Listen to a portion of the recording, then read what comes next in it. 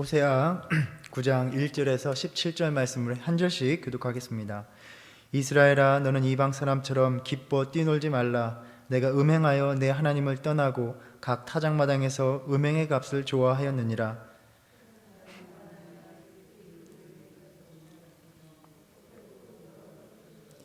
그들은 여호와의 땅에 거주하지 못하며 에브라임은 애굽으로 다시 가고 아수르에서 더러운 것을 먹을 것이니라.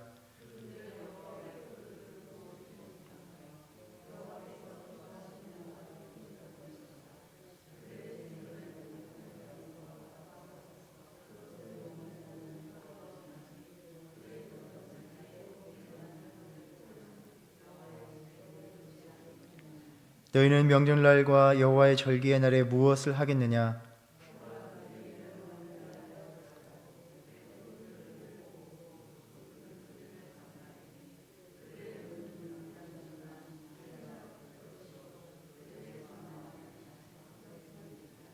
형벌의 날이 이르렀고 보응의 날이 온 것을 이스라엘이 알지라.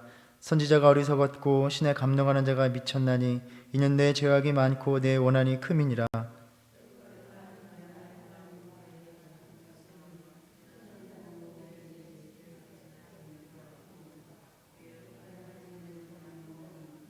그들은 기브아의 시대와 같이 심히 부패한지라. 여호와께서 그 악을 기억하시고 그 죄를 벌하시리라.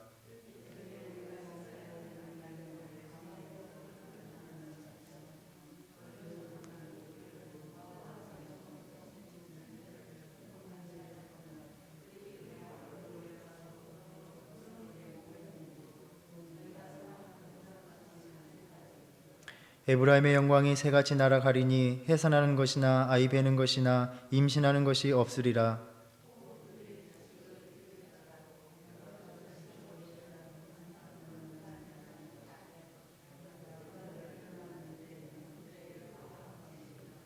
내가 보건대 에브라임은 아름다운 곳에 심긴 두로와 같으나 그 자식들을 살인하는 자에게로 끌어내리로다.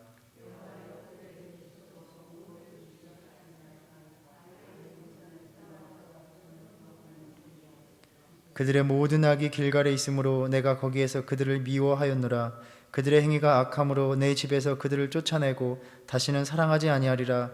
그들의 지도자들은 다 반역한지라.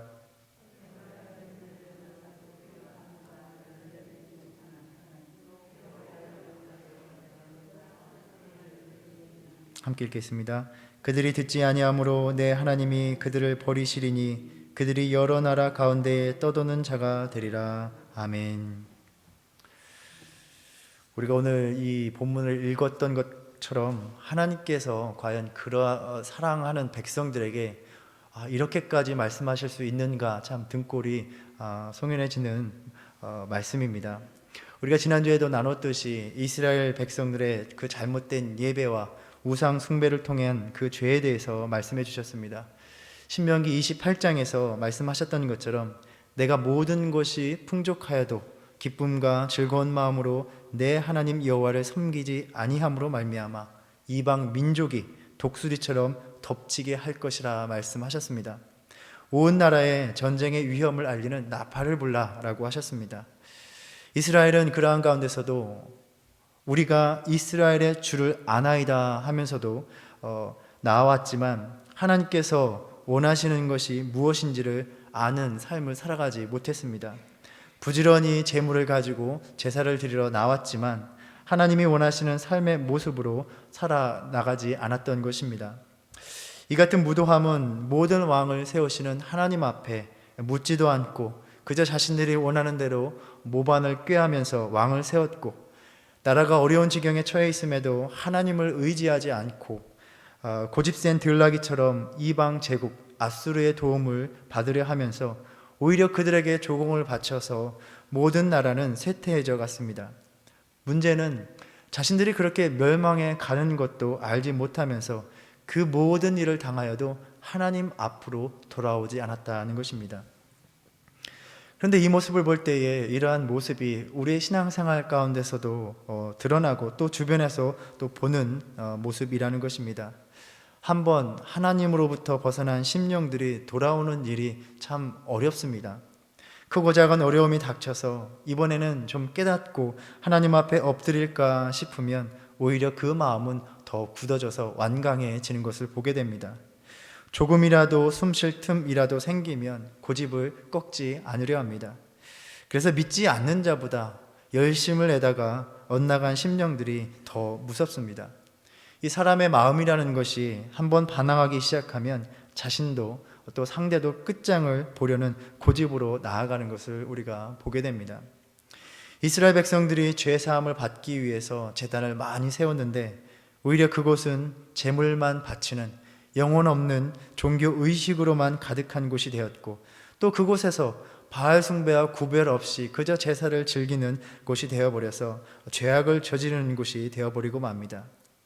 이스라엘 백성들에게 너희는 이방 나라들이 그 신을 섬기는 것과 달리 하나님 앞에서 어떻게 살아가야 하는가, 또 하나님이 무엇을 원하시는가, 그 뜻이 무엇인지 알게 하시기 위해서 그들에게 율법을 주셨습니다. 그렇지만 그들은 그 율법을 거들떠 보지도 않은 것입니다. 하나님이 원하시고 명하신 것과는 너무나 거리가 먼 모습으로 제사를 드리러 나오는 그들에게 내게 고기를 제물로 드리고 먹어도 여호와는 그것을 기뻐하지 않을 것이다 라고 말씀하십니다. 이스라엘은 그들의 아버지 되신 하나님, 자신을 돌보고 인도하시고 모든 것을 공급해 주시는 그 하나님께 충격적인 말씀을 듣게 됩니다. 이제 그들의 죄악을 기억하여 그 죄를 벌하리니 그들은 애굽으로 다시 가리라 라는 것이었습니다. 하나님의 백성, 그 사랑을 받는 모든 출발점이 바로 애굽에서 벗어나는 일이었습니다. 그런데 이제 애굽으로 다시 갈 것이다 말씀합니다. 역사적으로 볼 때는 다시 구속과 억압의 상태가 되는 포로기를 의미합니다. 하나님께서 그들에게 베푸셨던 은혜를 거두시고 그 구속의 은혜를 되돌리시겠다라는 말씀입니다. 혹시 신앙생활을 하다가 하나님의 은혜가 없던 때로 돌아가는 그 삶을 생각해 본 적이 있으십니까? 우리는 막연하게 그 어떤 상황 가운데서도 하나님의 은혜가, 하나님의 사랑이 우리 가운데 머물 것이다 라고 생각을 하곤 합니다. 우리가 너무나 잘 아는 구절입니다. 로마서 8장에서 사도 바울은 말합니다.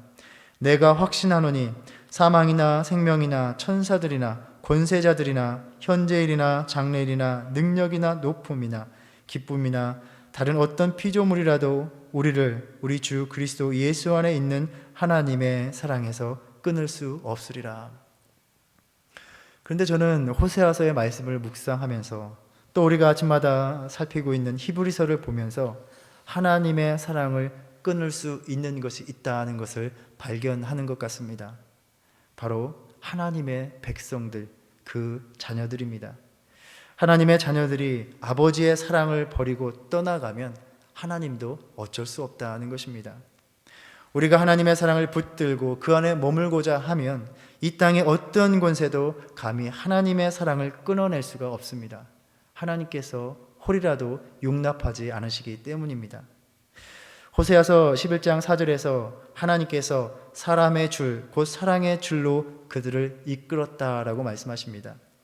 전반부를 세 번역으로 읽어보면 나는 인정의 끈과 사랑의 띠로 그들을 묶어서 업고 다니셨다라는 말씀입니다. 우리가 잘 부르는 찬양의 가사에도 이런 표현이 있죠. 날마다 날마다 주를 찬송하겠네. 주의 사랑 줄로서 나를 굳게 잡아 매소서. 하나님께서는 그 사랑의 줄로 우리와 연결하시고 그 줄에서 벗어나지 못하게 스스로를 자신을 올가 매셨습니다. 주님은 그 줄에 묶여서 그렇게 끝까지 십자가의 고통을 감당하신 것입니다. 무슨 일이 있어도 그 사랑의 줄을 풀지 않으셨습니다. 이 줄은 결코 하나님이 끊으시지도 않으시며 그 어떤 세력도 끊을 수 없는 줄이었습니다. 그런데 말할 수 없는 그 사랑을 받은 자녀들이 이 줄을 끊어버리고 가더란 말입니다. 이것이 호세아 시대의 이스라엘의 백성들, 또 오늘날 믿음을 저버리는 신앙인들이 하나님 앞에서 행하고 있는 일이다 말씀하고 계십니다. 그러한 백성에게 하시는 하나님의 충격적인 말씀을 또 오늘 본문에서 우리는 다시 듣게 됩니다. 오늘 본문의 배경은 한창 수확의 축제가 벌어지는 흥겨운 자리입니다. 그곳에 나타난 예언자가 무르익은 그 축제의 분위기, 기쁨을 망치고 있습니다. 1절입니다. 이스라엘아, 너는 이방 사람처럼 기뻐 뛰놀지 말라. 내가 음행하여 내 하나님을 떠나고 각 타작마당에서 음행의 값을 좋아하였느니라. 수확을 거두고 절기를 지키며 명절을 지키며 흥겨운 백성들을 향해서 예언자가 던지는 말씀입니다. 지금 백성들이 하는 모습이 누구와 같다라고 말씀합니까? 이방 사람과 같다라고 하십니다. 즉 이들은 지금 하나님을 섬기는 제사나 바알을 섬기는 제사나 구별하지 않고 그저 제물을 드리며 흥청망청하고 있는 것입니다. 자신들이 하나님에게 감사를 드리고 있는지 바알에게 드리고 있는지 별로 개의치 않았던 것입니다. 아니 어쩌면 이들은 자신들은 바알을 섬기는 그러한 제사의 모습을 가지고 나는 지금 하나님을 예배하고 있다라고 여겼을 것입니다. 그런데 하나님께서 내가 음행하여 하나님을 떠나고 각 타작마당에서 음행의 값을 지금 좋아하고 있다라고 말씀하십니다. 무슨 이야기입니까? 그들이 바알을 사랑한 대가, 바알 숭배를 한 대가로 얻은 그 곡식과 포도주와 과일을 즐기고 있다는 것입니다. 바알이 그것들을 자신들에게 베푼 선물이라고 좋아하면서 지금 기뻐하고 있는 것입니다. 2장 8절에서 하나님이 곡식과 새 포도주와 기름은 내가 그에게 준 것이요 그들이 바알을 위하여 쓴 은과 금도 내가 그에게 더하여 준 것이거늘 그가 알지 못하도다 라고 한탄하셨습니다. 하나님께서 주신 것들을 바알이 우리에게 베풀었다라고 여기며 좋아하고 있으니 하나님이 보시기에 얼마나 기가 막힌 모습입니까?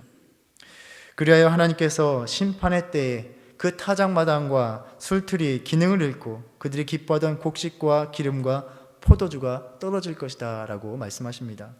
2절 말씀입니다. 타작마당이나 술틀이 그들을 기르지 못할 것이며 새 포도주도 떨어질 것이요. 우리가 계속해서 여러 번 나누었습니다. 하나님께서 그들을 어떻게 대하신다 하셨습니까? 수확의 때에 그것들을 누리지 못하도록 다 거두어 가겠다라고 하셨습니다. 또 이스라엘 백성들이 살아가고 있는 땅은 하나님께서 그들에게 주신 선물이었습니다. 온 땅의 주인이 하나님이십니다.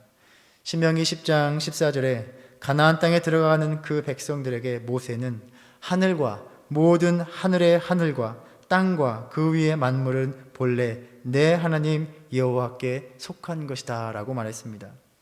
하나님께서 그들을 특별히 택하사 그 땅을 주셨습니다. 하지만 이스라엘은 가나안 땅의 주인은 바알이라고 바알에 관장하는 영역이라 여겼습니다. 이 바알이라는 의미가 주 또 주인이라는 의미가 있습니다. 그 땅에서 제공되는 모든 소산들이 바알의 은총이라고 여겼습니다. 땅의 주인을 알아보지 못하는 자들을 그 땅에서 떠나게 하는 것은 당연한 일입니다. 3절에서 말씀하십니다. 그들은 여호와의 땅에 거주하지 못하며 에브라임은 애굽으로 다시 가고 아수르에서 더러운 것을 먹을 것이니라. 하나님의 심판은 땅의 주인으로서 살아가지 못하게 하시는 것, 바로 포로로 끌려가게 하시는 것입니다. 이로 인해서 하나님의 구속의 은혜가 무효가 되어버립니다. 아수르 땅에서 더러운 것을 먹는다는 것은 다니엘의 경우를 생각해 보면 될 것 같습니다. 이방 왕의 명령에 굴복하여 어쩔 수 없이 자신들이 지키던 음식 규정을 지키지 못하고 그 음식의 부정으로 인해서 신앙의 정결을 지키면서 살아가지 못하는 삶을 의미하는 것입니다. 그렇게 4절에서 또 끌려간 포로지에서 겪는 그 상황을 이야기합니다. 그들은 여호와께 포도주를 부어드리지 못하며 여호와께서 기뻐하시는 바도 되지 못할 것이라. 그들의 재물은 애곡하는 자의 떡과 같아서 그것을 먹는 자는 더러워지나니 그들의 떡은 자기의 먹기에만 소용될 뿐이라. 여호와의 집에 드릴 것이 아님이니라. 그 포로지에 끌려가면 하나님께 예배드릴 수 있는 성전이 없기 때문에 이스라엘 백성들은 하나님께 예배드릴 기회조차 얻지 못하게 됩니다. 3절에서 언급했던 것과 같이 더러운 것을 먹기 때문에 부정한 상태가 되어서 하나님께서 기뻐하시는 상태가 될 수도 없습니다. 그들이 드리는 제물도 마찬가지입니다. 애곡하는 자의 떡은 음식 자체가 부정해서 제물로서의 자격이 없다라고 여겼습니다. 여호와의 집에 들여놓을 수도 없어서 그저 하나님 앞에 제물로 드리지 못하고 자신들이 먹을 뿐입니다. 지금은 하나님 앞에 예배 드릴 수 있고 하나님께서 받으실 만한 제물이 있습니다. 그런데 하나님과 바알을 구별 없이 숭배하고 섬기는, 그렇게 절기를 지키는 자들이 온전히 하나님 앞에 나아가지 못한다면 아무리 하나님 앞에 온전히 제사를 드리기 원한다 하여도 할 수 없는 지경에 이르게 될 것이다 라는 말씀입니다. 5절에 너희는 명절날과 여호와의 절기의 날에 무엇을 하겠느냐라고 말씀하십니다. 그렇게 하나님의 심판을 받을 때에 우리가 그 구절을 세 번역으로 읽어보면 절기가 오고 주님께 영광을 돌릴 잔칫날이 돌아와도 너희가 무엇을 제물로 드릴 수 있겠느냐라는 말씀입니다. 애굽으로 끌려가고 아수르로 끌려가면 명절을 맞아 진정으로 하나님께 제사를 드리고 싶어도 너희가 드릴 수 없게 될 것이다 라는 말씀입니다. 그러면 어떻게 해야 하는 것입니까? 지금 삶을 바로잡아야 합니다. 온전히 회개함으로 나와서 지금 예배를 드릴 수 있는 곳에서 하나님 앞에 하나님이 원하시는 제물을 가지고 나와야 하는 것입니다. 그래서 호세아 선지자는 바알 숭배와 별 다름없이 드리고 있는 그 제사의 현장에 와서 백성들에게 나와 그 축제의 분위기에 찬물을 끼얹으며 하나님의 말씀을 선포하고 있습니다. 지금은 자신들 멋대로 그렇게 제사를 드리며 하나님께 예배를 드리고 있다고 착각하고 있지만 재앙의 날이 오면 그 모임이 어떠할 것이냐라는 것을 말씀합니다. 6절 말씀입니다. 보라, 그들이 멸망을 피하여 갈지라도 애굽은 그들을 모으고 노본 그들을 장사하리니 그들의 은은 귀한 것이나 찔레가 덮을 것이요 그들의 장막 안에는 가시덩굴이 퍼지리라. 이 애굽의 높당은 애굽의 하부 애굽의 수도이자 거대한 묘지로 유명한 곳입니다. 백성들이 아수르에 멸망하고 나서 이를 피해서 애굽으로 도망하여 갈 때에 애굽이 그들을 모으고 애굽이 그들을 피난민으로 받아준다 할지라도 결국 그들은 노비라는 묘지가 많은 곳에 모여서 장례를 치르기 위해서 모이게 될 것이다 라는 것입니다. 그들이 살아가던 곳, 귀하게 여기던 모든 것은 다 버려지고 황폐해질 것입니다. 10장 8절에서 이스라엘의 죄, 곧 아웬의 산당은 파괴되어 가시와 찔레가 그 제단 위에 날 것이니 그때에 그들이 산더러 우리를 가리라 할 것이요 작은 산더러 우리 위에 무너지라 하리라 라고 말씀합니다. 그 수확의 기쁨에 취해 있는 이스라엘은 7절 말씀과 같이 형벌의 날이 이르렀고 보응의 날이 온 것임을 깨달아야 한다라고 선포하고 있습니다.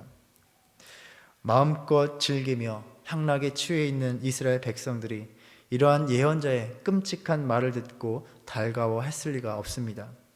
선지자는 백성들이 자기 자신에게 대해서 하는 말을 끌어다가 씁니다. 7절을 세 번역으로 읽어보면 조금 더 명확합니다.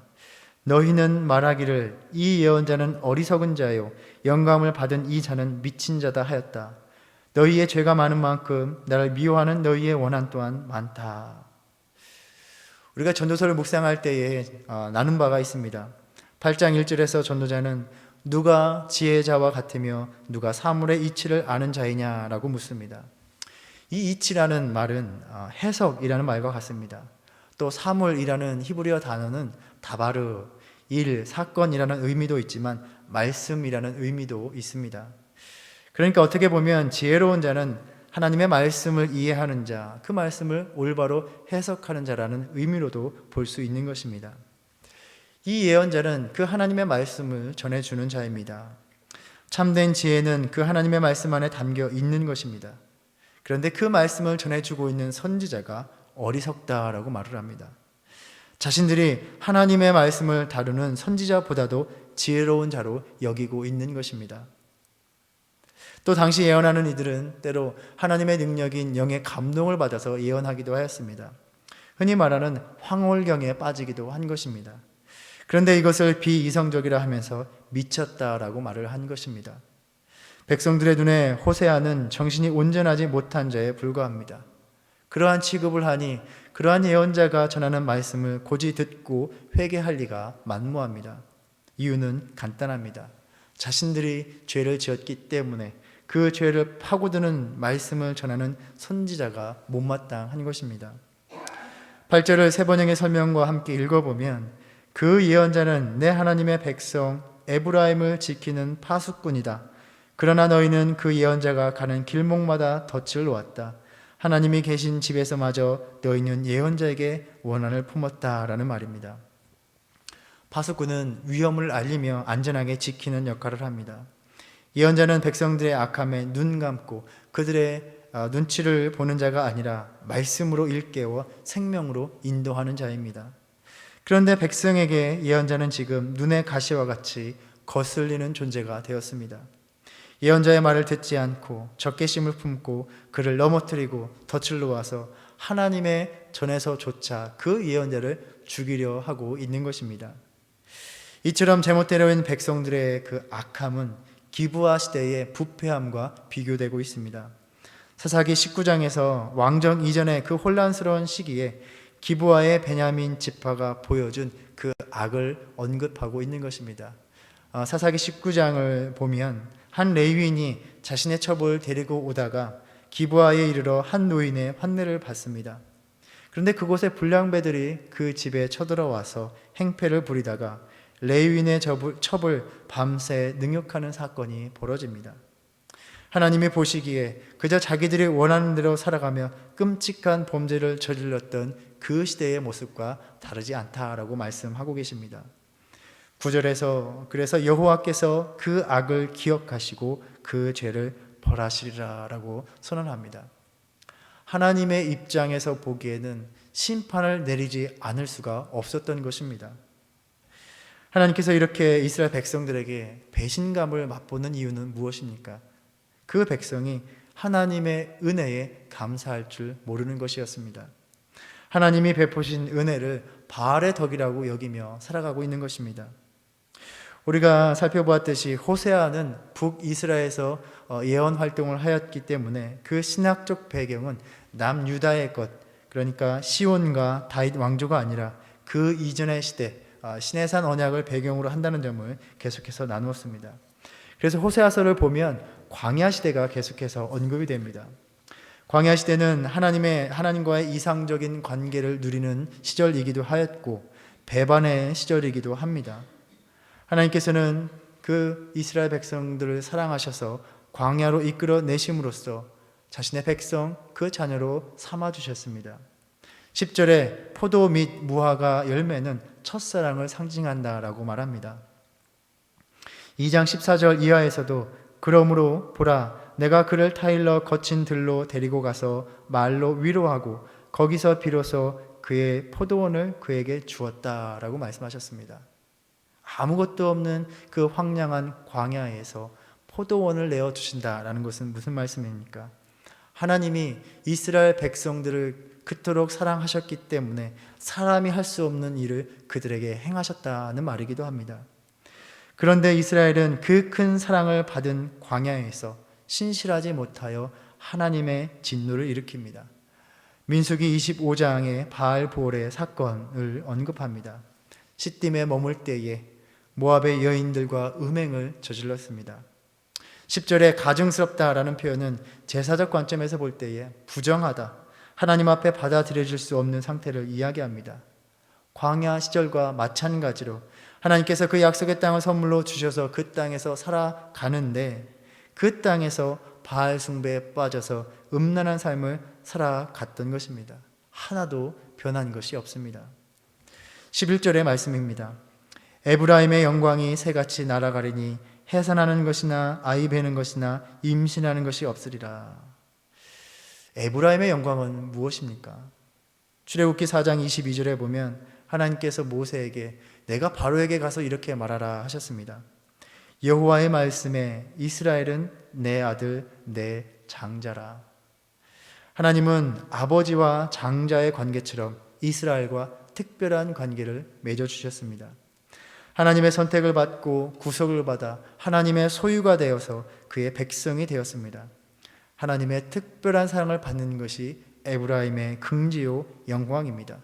이 사랑 속에서 자신의 삶의 모든 것을 공급하여 주시는 은혜를 누리는 것이 에브라임의 영광이라 할 수 있습니다.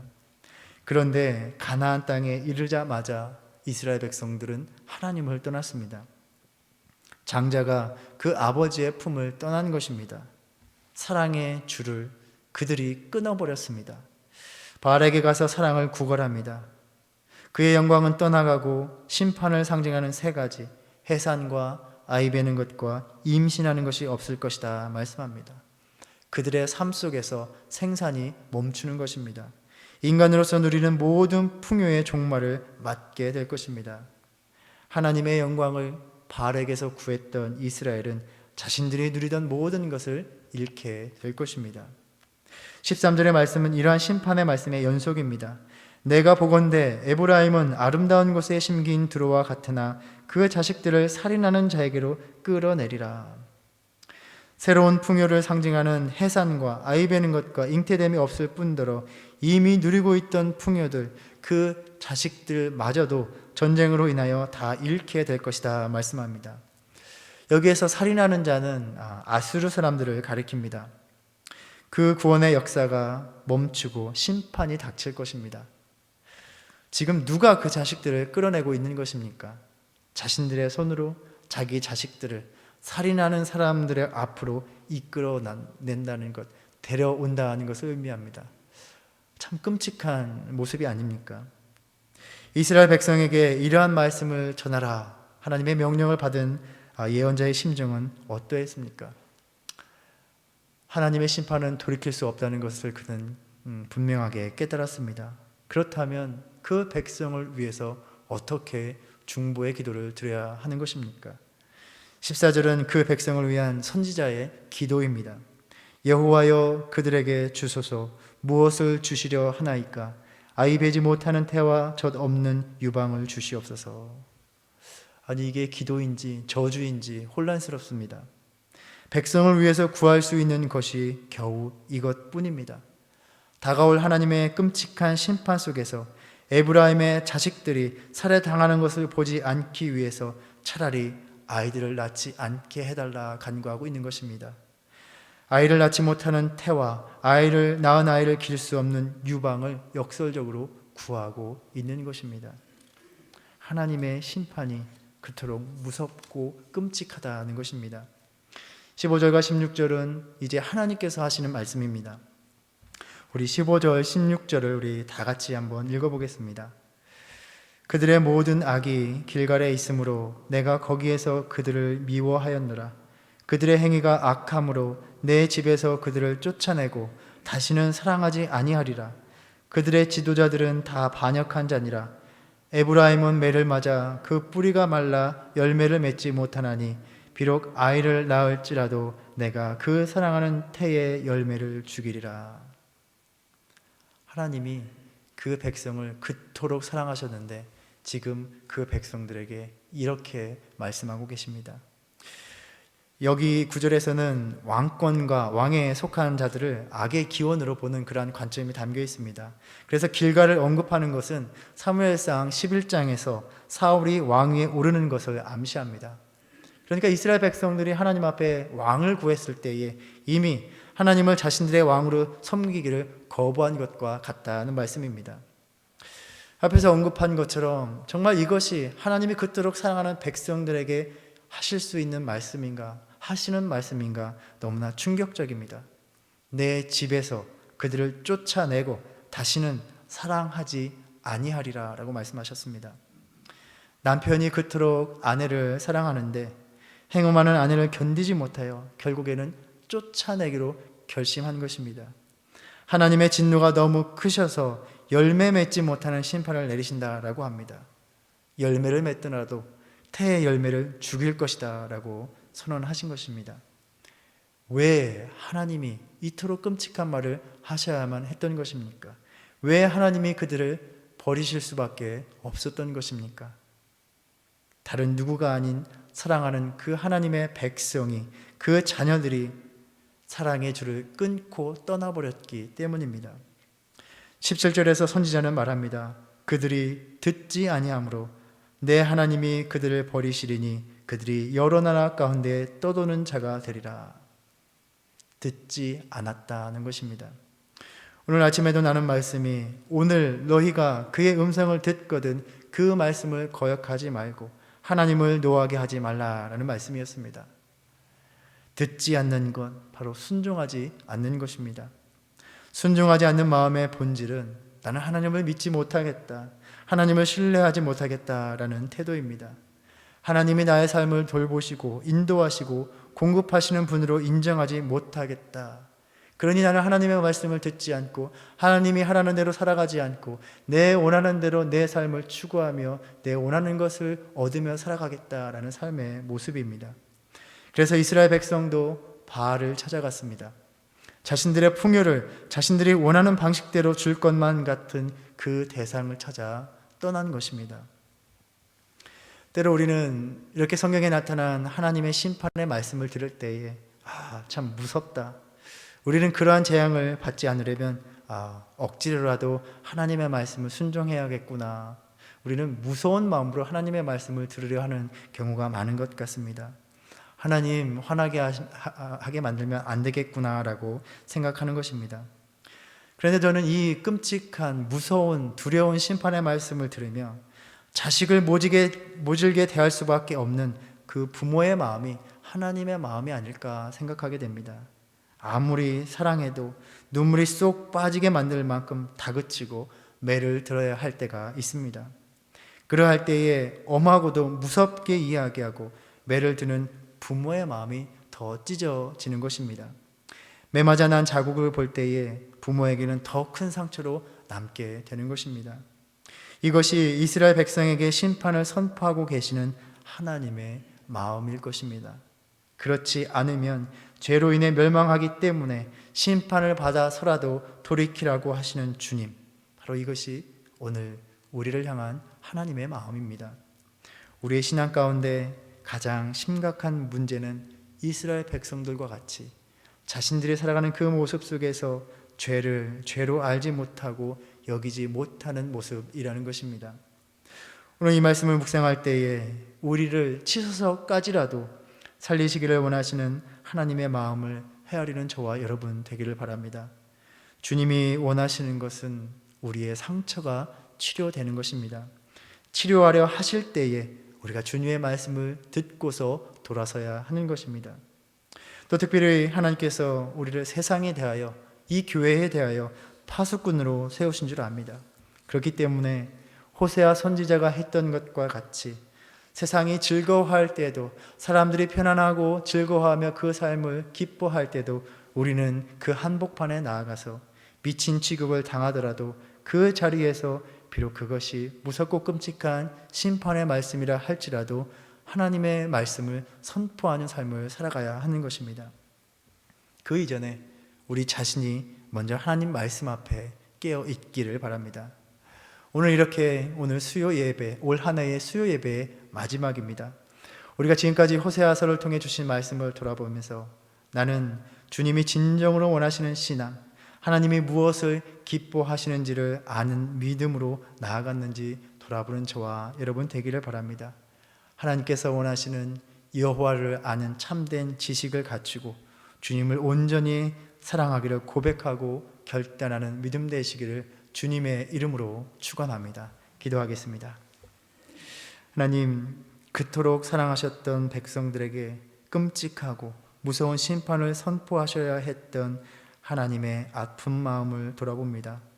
하나님께서 진정으로 우리에게 원하시는 모습이 무엇인지를 살피는 믿음 되게 하여 주시옵소서.